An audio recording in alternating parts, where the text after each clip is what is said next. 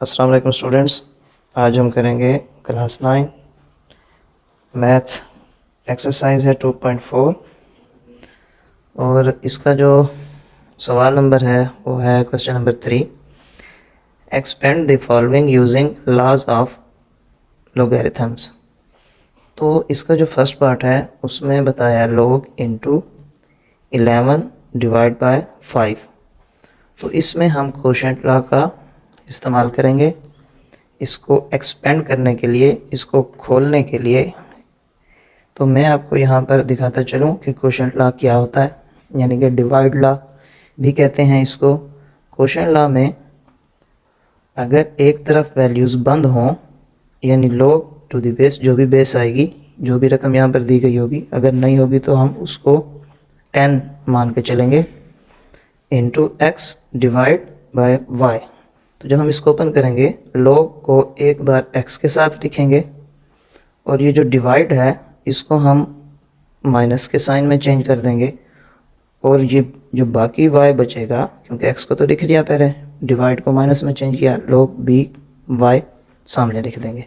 तो हमारा जो फर्स्ट पार्ट है क्वेश्चन नंबर 3 का, उसमें भी यही बताया गया log 11 डिवाइड बाय 5। तो हमने log को एक दफ़ा 11 के साथ लिख दिया और ये जो डिवाइड का साइन है इसको हमने माइनस में चेंज कर दिया और log को 5 के साथ भी एक बार लिख दिया। बस यही हमारा आंसर है। जो इसका दूसरा पार्ट है, अगर उसकी तरफ हम चलें तो वो है log to the base 5 under root 8a की पावर 6। तो सबसे पहले हम इस स्क्वायर रूट को इसकी एक्सपोनेंशियल फॉर्म में लिखेंगे क्योंकि अगर सिर्फ स्क्वायर रूट यानी कि रेडिकल जो इसकी है, इसकी वैल्यू देखें तो ये होती है 1/2, और अगर स्क्वायर रूट के बाद 3 हो तो फिर पावर बन जाती है 1/3। अगर इसी तरह स्क्वायर रूट के बाद 4 हो तो ये बन जाता है 1/4। तो चूँकि यहाँ पे सिर्फ स्क्वायर रूट है तो हमने इसको पावर में एक्सपोनेंशियल फॉर्म में लिख दिया 1/2। अब अगर हम यहाँ पर पावर लॉ का इस्तेमाल करें, क्योंकि ये पावर बन गई, तो पावर लॉ मैं आपको दिखाता चलूँ कि क्या होता है। पावर लॉ में log टू द बेस, यानी कि बेस जो भी हो, 2 हो, a हो, या कुछ नहीं होगी तो 10 होगी, आगे x कोई भी वैल्यू हो सकती है, n नंबर, उसका कोई भी एक्सपोनेंट हो सकता है। तो वो कैसे लिखा जाता है, यानी कि पावर जो होती है वो log से पहले आ जाती है, पावर एक्सपोनेंट उसका, और आगे जो log bx है यानी कि log to the base x जो भी है वो उसके सामने, पावर पहले आ जाती है और log टू द बेस और जो भी वैल्यू है वो सामने। इधर भी हम ऐसे ही करेंगे कि ये जो 1/2 इसकी पावर है ये पहले लिख दी, log की यहाँ बेस है 5, ये वैसे 8a की पावर 6 ये भी हमने वैसे लिख दी। अब अगर इसको हम आगे हल करते हैं कि 8a ये एक वेरिएबल है, एक कांस्टेंट है, और इनके दरमियान अगर कुछ ना हो तो मल्टीप्लाई होता है। तो हम यहाँ पर इस मल्टीप्लाई को ख़त्म करेंगे और लॉ का इस्तेमाल करेंगे, और लॉ हमारे पास यहाँ पर आएगा प्रोडक्ट लॉ। इसके अंदर भी यहाँ पर देखें जो प्रोडक्ट लॉ बताया गया, x और y दो वेरिएबल है, एक कांस्टेंट एक वेरिएबल हो तो उनके दरमियान भी मल्टीप्लाई होता है, अगर कोई साइन नहीं होगा तो ये दोनों वेरिएबल है, इसके दरमियान भी कुछ नहीं है तो ये भी मल्टीप्लाई है। तो एक दफ़ा log टू द बेस, जो भी बेस होगी उसको एक दफ़ा x के साथ लिखेंगे, और यहाँ पर मल्टीप्लाई होने की वजह से ये प्लस आ गया, फिर इसी log b को एक दफ़ा y के साथ लिख देंगे। इधर भी हमने ऐसे ही किया कि 1/2 वैसे, और log to the base 5 8a चूँकि मल्टीप्लाई हो रहा था तो हमने 8 को अलहदा कर दिया, इस मल्टीप्लाई को प्लस में चेंज किया, और a की 6 के साथ भी log 5a6 लिख दिया। और ये जो 1/2 ये होल की जो यानी कि वैल्यू के साथ था, आप बेशक यहाँ से भी ब्रैकेट का इस्तेमाल कर सकते हैं। उसके बाद हम अगर देखें कि log टू द बेस 5 वैसे 8 को अगर हम एक्सपेंड करें या इसकी हम फैक्टर बने, 2 2 4 4 2 8, तो 2 बेसिस एक जैसी, इनकी पावर्स जमा हो जाएंगी, 3 आ जाएगा, हमने 2 की पावर 3 लिख दिया, इसका मतलब 8 ही है, और log 5a6 वैसे। अब अगर हम यहाँ पर पावर लॉ का इस्तेमाल करें तो 3 log से पहले आ जाएगा, log बेस 5 वैसे और ये 2 वैसे। इधर भी a की पावर थी 6 जो सवाल में भी थी स्टार्ट से ही, 6 को हम log से पहले ले आए, log to the base a, बाकी यहाँ पर लिख दिया। अब ये जो बाहर 1/2 था ये इस रकम के साथ भी मल्टीप्लाई हो रहा है, प्लस के बाद इस रकम के साथ भी मल्टीप्लाई हो रहा है 1/2, तो हमने 1/2 को इस रकम के साथ भी मल्टीप्लाई कर दिया और 1/2 को इस रकम के साथ भी मल्टीप्लाई कर दिया। तो 2 यहाँ पे 2 3 से नहीं कट सकता, 3 1 are 3/2 log to the base 5, 2 वैसे प्लस 2 का टेबल अगर हम 3 तक पढ़ते हैं तो 6 आता है, 3 1 are 3 log to the base 5 वैसे। तो ये हमारा आंसर है। अब हम चलते हैं क्वेश्चन नंबर 3 के तीसरे पार्ट की तरफ। ये भी हमारा जो प्रोडक्ट लॉ या क्वोशंट लॉ या पावर लॉ, ये 3 लॉ का ज़्यादा इस्तेमाल हो रहा है, इनको आपने याद रखना। अब इसमें अगर देखें नेचुरल लोगारिथम a²b/c है, तो हमने पहले ये देखा कि ये 2 वेरिएबल हैं, इनके दरमियान में मल्टीप्लाई है, कोई साइन नहीं हो तो मल्टीप्लाई होता है, तो हमने नेचुरल लॉग को एक दफ़ा a के साथ लिख दिया, ये मल्टीप्लाई का साइन प्लस में चेंज, और नेचुरल लॉग को एक दफ़ा b के साथ, और मल्टीप्लाई की वजह से यहाँ पर प्लस। अब ये जो बटा आ रहा है इसको हमने क्वोशंट लॉ को लगाया यहाँ पर, तो ये हमने माइनस, क्वोशंट लॉ में डिवाइड माइनस में चेंज होता है, और नेचुरल लॉग के साथ एक दफ़ा c को लिख दिया। मज़ीद अगर हम इसको देखते हैं तो यहाँ पर पावर लॉ का भी इस्तेमाल होना बाकी है, क्योंकि a का स्क्वायर है, तो 2 को हम ले आएंगे नेचुरल लॉग से पहले a वैसे प्लस ln b वैसे माइनस ln c b वैसे। तो इसका जो 4 पार्ट है उसकी तरफ चलते हैं। यहाँ पर log इंटू xy/z होल की पावर 1/9, तो सबसे पहले इसके अंदर हमने पावर लॉ का इस्तेमाल किया, 1/9 को log से पहले ले आए, log xy/z वैसे। अब 1/9 वैसे log x के साथ भी लिख दिया, x और y में वेरिएबल हैं, इनमें कोई अलामत नहीं तो ये मल्टीप्लाई हो रहे हैं, और मल्टीप्लाई को हम प्लस में चेंज करते हैं, ये x प्लस log के साथ एक दफ़ा y, ये डिवाइड माइनस में चेंज, log को एक दफ़ा z के साथ लिख दिया, यही हमारा आंसर है। क्वेश्चन नंबर 5 की तरफ अगर चलते हैं तो क्वेश्चन नंबर 5 में ln स्क्वायर रूट इसके बाद 3, तो इसको अब हम क्यूब रूट कहेंगे, इसको अब हम क्यूब रूट कहेंगे क्योंकि बाहर 3 आ रहा है। 16x की क्यूब, तो 16x की क्यूब बेस था उसको वैसे लिखा, ये जो क्यूब रूट के बाहर था इसको हमने 1/3 यानी कि एक्सपोनेंशियल फॉर्म में लिख दिया। अब यहाँ हम पावर लॉ का इस्तेमाल करते हुए 1/3 को पहले लगा देंगे, ln 16x की क्यूब वैसे। अब 16 और x के दरमियान एक कांस्टेंट, एक वेरिएबल, इसके दरमियान कुछ नहीं है तो ये मल्टीप्लाई हो रहे हैं, और ये चूंकि होल का था इसको हमने बाहर लिख दिया ब्रैकेट के। अब ln एक दफ़ा 16 के साथ यहाँ लिख दिया और ये मल्टीप्लाई प्लस में चेंज किया, और ln को एक दफ़ा x की क्यूब के साथ लिख दिया। आगे अगर हम देखें तो ये 16 के हम फैक्टर ढूंढते हैं, 2 8 are 16, 2 4 are 8, 2 2 are 4, 2 1 are 2, 1 2 3 4, तो 2 बेस ऊपर 4 के 2 4 टाइम आता है, प्लस ये इसका एक्सपोनेंट जो सवाल में ही था x की क्यूब, वो ln से पहले आ गया 3 ln x। अब ये जो 2 की पावर 4 अभी हमने मालूम किया था, 4 को ln से पहले लिख दिया, ln 2 प्लस 3 ln x वैसे उतार लिया। अब ये जो बार 1/3 था ये इस रकम के साथ भी मल्टीप्लाई हो रहा है, प्लस इस रकम के साथ भी मल्टीप्लाई हो रहा है, तो 1/3 को मल्टीप्लाई किया 4 ln 2 प्लस फिर 1/3 मल्टीप्लाई 3 ln x। तो 3 और 4 एक टेबल पर नहीं कट सकते क्योंकि ये ऑड है, ये इवन है, तो 4 1 are 4, इसके नीचे 1 है, 3 1 are 3 ln 2 प्लस 3 को अगर हम 3 से कट कर दें 1 आएगा, तो 1 हम नहीं लिखते, ln x वैसे। तो ये हमारा आंसर है 4/3 ln 2 प्लस ln x। अब हम चलते हैं क्वेश्चन नंबर 3 के लास्ट पार्ट की तरफ, वो है log to the base 2 into 1 minus a over b whole की पावर 5। तो सबसे पहले हम पावर लॉ का इस्तेमाल करेंगे, 5 को पहले ले आएंगे, log टू द बेस 2 वैसे, उसके बाद जो ये 1 माइनस a ओवर b वैसे लिख दिया। अब 5 होल की पावर थी ये बाहर, log टू द बेस इस 1 माइनस a के साथ लिख दी वैसे, और ये जो डिवाइड था इसको हमने माइनस में चेंज किया क्वोशंट लॉ का इस्तेमाल करते हुए, और log 2 के साथ एक दफ़ा b को भी लिख दिया माइनस के बाद।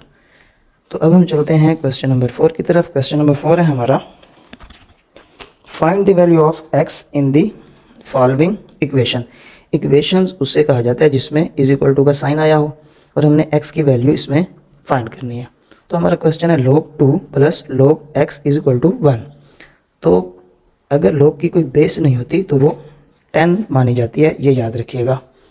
log की कोई बेस ना हो तो वो 10, और log सेम आ जाए रकम में यहाँ पर log की बेस और सामने वाली वैल्यू तो इज इक्वल टू 1। तो अगर हम इस सवाल में देखते हैं, पहले हमें प्रोडक्ट लॉ का इस्तेमाल करना पड़ेगा। log और log कॉमन 1 टाइम, 2 वैसे प्लस को मल्टीप्लाई में चेंज किया, x इसके साथ वैसे लिख दिया इज इक्वल टू 1। अब log वैसे 2x से मल्टीप्लाई होगा 2x, मैंने अभी बताया जिसकी बेस कुछ ना हो तो वो 10 होता है। तो अगर हम इसको एक्सपोनेंशियल फॉर्म में करें, हमने पिछले एक्सरसाइज में इसके सवाल भी किए हैं, तो ये 10 जो बेस होती है ये यहाँ पर बेस बन जाती है बड़ी, और जो इज इक्वल टू के दूसरी तरफ रिजल्ट या आंसर होता है वो उसका एक्सपोनेंट बन जाता है, और log के सामने जो वैल्यू होती है वो इज इक्वल टू के दूसरी तरफ आ जाती है। इसका हमने एक पूरा पार्ट किया है। अब यहाँ अगर हम देखें 2x से मल्टीप्लाई हो रहा है तो 2 यहाँ पर आकर डिवाइड हो जाएगा। 2 का टेबल हम 5 तक पढ़ेंगे, 2 5 10, तो 5 इज इक्वल टू x। तो x की वैल्यू हमने फाइंड कर दी। आप एक दफ़ा ये आंसर निकालने के बाद इसको यूँ भी लिख सकते हैं। अब इसका जो पार्ट 2 है वो है log to the base 2 x plus log to the base 2 8 is equal to 5। तो यहाँ पर देखें log 2 दो बार है, इसको कॉमन प्लस का साइन मल्टीप्लाई में चेंज, एक दफ़ा x लिखा और साथ एक दफ़ा 8 लिख दिया। अब 8x से मल्टीप्लाई हुआ, कांस्टेंट पहले वेरिएबल बाद में, 8x आ गया इज इक्वल टू 5। अब फिर वही जो हमने log की रकमों को अगर हम एक्सपोनेंशियल फॉर्म में चेंज करते हैं तो ये जो बेस होती है ये यहाँ पर बेस बन जाती है, लेकिन बड़ी वहाँ पर log की बेस है, यहाँ पर बेस, और जो इज इक्वल टू के इस तरफ होती है वैल्यू 5, वो यहाँ पर इसका एक्सपोनेंट बन जाता है। log के सामने वाली रकम रिजल्ट वाली जगह पर आ जाती है। 2 की पावर 5 का मतलब है कि बेस को 5 टाइम मल्टीप्लाई करना। 2 2 4, 4 2 8, 8 2 16, 16 2 32। तो यहाँ 32 लिख दिया, 8x वैसे, और 8 यहाँ पर आकर डिवाइड हो गया। 8 का टेबल हम 4 तक पढ़ते हैं तो 32 आता है, तो x इज इक्वल टू 4। आप इसको आंसर में ऐसे भी लिख सकते हैं। क्वेश्चन 4 का पार्ट 3 है, 81 होल की power x is equal to 243 whole की पावर x प्लस 2। तो 81 है, पहले हम इसको हल करके देख लेते हैं। 8 प्लस 1 9, तो ये 3 पर डिवाइड हो सकता है। 3 2 6, 2 कैरी, 3 7 21, 3 9 27, 3 3 9, 3 1 3, 1 2 3 4, 3 की पावर 4 होल की पावर x। 243 है, 2 प्लस 4 6, 6 प्लस 3 9, तो ये 3 पर डिवाइड हो सकता है क्योंकि इसका सम इज इक्वल टू 9 है और 9 3 पर डिवाइड होता है। 3 8 24, 3 1 3, 3 2 6, 2 कैरी, 3 7 21, 3 9 27, 3 3 9, 3 1 3, 1 2 3 4 5। तो यहाँ हमने लिख दिया 3 की पावर 5 होल की पावर x प्लस 2। अब ये 3 मल्टीप्लाई हो जाएंगे इनके एक्सपोनेंट, पावर की पावर मल्टीप्लाई हो जाती है। 4x से मल्टीप्लाई हुआ 4x, और 5x से मल्टीप्लाई हुआ 5x, प्लस वैसे 5 2 10। अब हमने एक दफ़ा पहले भी ये बात पढ़ चुके हैं कि बेसिस सेम हो तो एक्सपोनेंट इक्वल हो जाते हैं। तो यहाँ पर बेसिस चूँकि सेम है तो एक्सपोनेंट इक्वल हो गए 4x इज इक्वल टू इसके एक्सपोनेंट के 5x प्लस 10 के। अब 5x वैसे 4x इज इक्वल टू किस तरफ आएगा, वेरिएबल को इकट्ठा कर लिया, कांस्टेंट को अलग कर दिया। तो 5x में से माइनस 4x, तो बाकी x, ये माइनस 10, वैसे इसको हम इस तरह भी लिख सकते हैं। इसका लास्ट पार्ट है क्वेश्चन नंबर 4 का 2.4 के, वो है 1/27 होल की power x minus 6 is equal to 27। तो पहले हम ये जो 27 है इसको अगर हम एक्सपोनेंशियल फॉर्म में लेके आना चाहें तो 3 9 27, 3 3 9, 3 1 3, 1 2 3, 3 की पावर 3 होल की पावर x माइनस 6, इधर भी 27 के साथ हमने ऐसे ही किया, 3 की पावर 3। अब ये बटा में है और हमने इसको ऊपर लेके जाए, जब हम इसको ऊपर लेके गए तो इसका जो एक्सपोनेंट था उसका साइन चेंज हो गया, नीचे प्लस का था ऊपर जाके माइनस का। इसको इसलिए कर रहे हैं कि इस तरफ और इस तरफ बेसिस सेम हो जाए। तो -3 जब x से मल्टीप्लाई होगा -3x और माइनस माइनस प्लस 3 6 ज़र 18, ये वैसे 3 की पावर 3। अब चूंकि बेसिस सेम हो गई हैं तो इसके एक्सपोनेंट इक्वल हो जाएंगे। तो ये माइनस 3x वैसे, ये 3 वैसे, 18 दूसरी तरफ जाके माइनस का, माइनस प्लस माइनस 18 में से 3 को माइनस किया, 15 साइन जो बड़ी रकम होती है उसका लगाया जाता है। और ये माइनस का 3 इज इक्वल टू के इस तरफ डिवाइड होने आया। जब यहाँ वाली वैल्यू इस तरफ डिवाइड हो या मल्टीप्लाई होने आए तो वो साइन समेत आती है, और अगर प्लस माइनस होने जाती है, जैसे ये प्लस का 18 इस तरफ गया था, तब साइन, इसका साइन चेंज होता है। तो ये यहाँ से यहाँ डिवाइड होने के लिए आई। इसी तरह अगर ये यहाँ से यहाँ मल्टीप्लाई होने के लिए आया तो साइन समेत आएगी, इस बात का ख्याल रखिएगा। माइनस से माइनस कैंसिल, 3 5 ज़र 15, तो x इज इक्वल टू 5 हमारा आंसर है। तो अब हम चलते हैं 2.4 क्वेश्चन नंबर 4 का 5 part. log into 5x minus 10 is equal to 2। तो मैंने पहले अभी बताया कि जिस log में बेस कुछ ना हो तो उसको हम 10 लिख सकते हैं। आगे 5x minus 10 is equal to 2 वैसे। अब हम log को ख़त्म करके इसको एक्सपोनेंशियल फॉर्म में जब चेंज करेंगे तो ये जो बेस है यहाँ बेस बन जाएगी लेकिन बड़ी हो जाएगी, और इज इक्वल टू के दूसरी तरफ जो आंसर होता है वो उसका एक्सपोनेंट बन जाएगा। log के सामने जो वैल्यू होती है वो इज इक्वल टू के दूसरी तरफ, यानी कि जहाँ पर रिजल्ट ये 2 होता है या आंसर होता है उसकी जगह पर आ जाती है। अब 10 का स्क्वायर है, मतलब 10 को हम 2 बार लिखकर इसको मल्टीप्लाई करेंगे तो 100 आ जाएगा, तो ये 100 आ गया। 5x माइनस 10 वैसे। अब यहाँ पर ये वेरिएबल है, ये कांस्टेंट वाली रकम है, तो हम माइनस 10 को इज इक्वल टू के दूसरी साइड पे ले जाएंगे। 100 प्लस 10 110। 5x वैसे, 5 यहाँ पर मल्टीप्लाई हो रहा है x के साथ, तो 5 यहाँ पर आकर डिवाइड हो जाएगा। 5 का टेबल 2 तक पढ़ेंगे, 10 ये 11 है, 1 कैरी, 5 2 ज़र 10, तो ये हमारे पास 22 आंसर है। इसको हम इस तरह भी लिख सकते हैं। अब हम देखते हैं 2.4 का लास्ट पार्ट है, वो है log to the base 2 into X plus 1 minus log to the base 2 into X minus 4 is equal to 2। तो यहाँ पर अगर हम देखें कि ये क्वेश्चन का एक हिस्सा है minus log to the base 2 के बाद x माइनस 4 तक दूसरा हिस्सा है। तो यहाँ पर हम क्वेश्चन लॉ को अप्लाई करते हैं। log टू द बेस 2 और log टू द बेस 2 को 1 टाइम लिख देंगे, और ये x plus 1 and x minus 4 को हमने ब्रैकेट में लिख दिया, यानी कि क्वेश्चन लॉ जो ओपन था इसको हमने क्लोज कर दिया। अब हम इसको एक्सपोनेंशियल फॉर्म में लिखेंगे log ख़त्म करने के लिए।